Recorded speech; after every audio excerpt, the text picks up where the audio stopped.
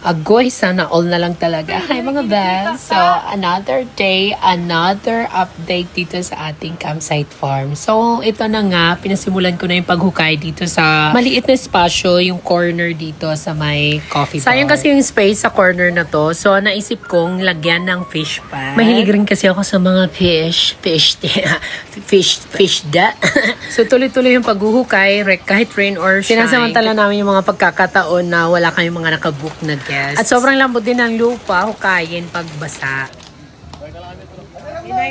Thank you, Ma'am Sir, sa pag-visit. So, tuloy-tuloy din yung ating paghuhukay kahit nga sobrang lagkit at putik na.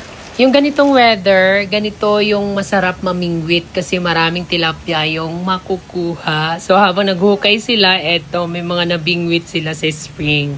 Daming tilapia. Maraming salamat sa mga masisipag kong staff, kahit rain or shine. Yes. Guys, may napapansin ba kayo sa design ng fish pan? Ayan o. May dalawang itbetlog, tas pahaba dito.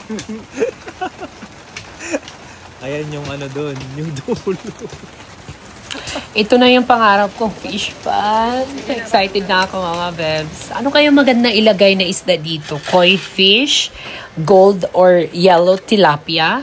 Comment below mga bev. Or kung koi fish man, saan ako makakabili? Dito sa Samar, between Catbalogan or Calbayog. Comment below please. Thank you. Thank you so much. Balik kayo, ma'am. Salamat, ma'am. May badyang man.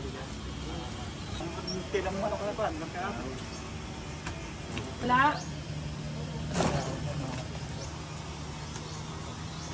Day 2 ang paghuhukay sa ating dream fish pan.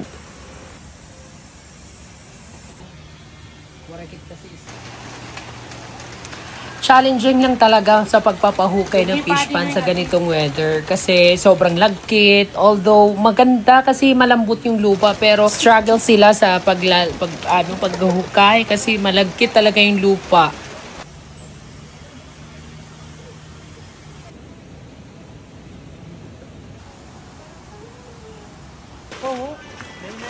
So yung mga hinukayan nila, maya-maya at nagkakaroon ng tubig kasi nga matubig yung lugar na to. Tapos kailangan limasin.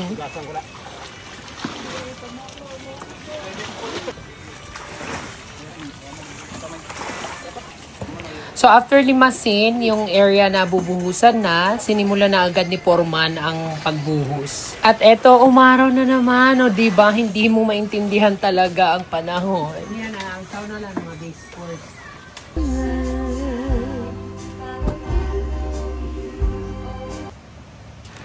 After limasin yung tubig, napansin ko na mababaw pa yung fish pan, kaya pinaliliman ko ulit ito sa ating team. Huwag nyo munang i-judge, hindi pa ito yung final, kasi after ng buhos, i-cover up ko pa yun ng mga rocks. Por, bakit wala namang bakal yan, Por?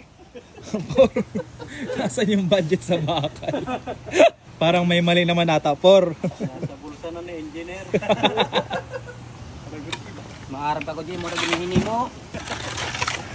Finally, umaraw na. Sinasamantala namin habang maganda yung panahon. So, tatapusin na yung buhos today. Dahil lang ako si Boss Kramer na magpapainom siya after ng buhos. Kaya excited ang lahat.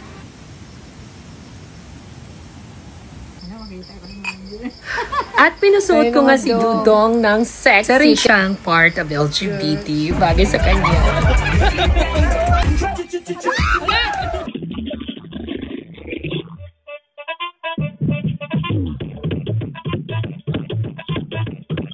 Iba talaga ang beauty ni Dudong, ang benta!